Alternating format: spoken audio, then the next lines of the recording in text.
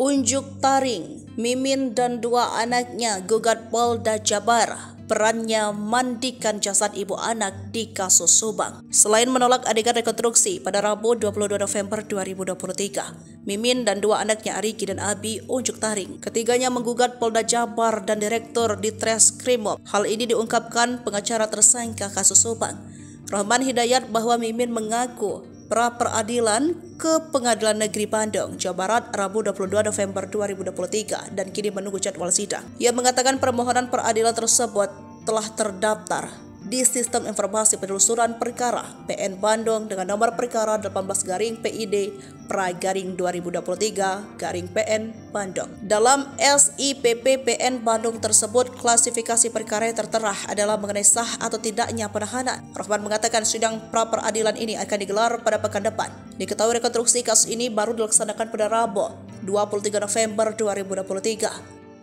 Kelima tersangka diundang melakukan reka adegan. Tersangka Yosef Hidayat dan Emrah Danu terlihat hadir. Namun, Mimin, Arigi, dan Abi dipulangkan kembali setelah menolak untuk menjalani rekonstruksi di lokasi kejadian hingga pulang.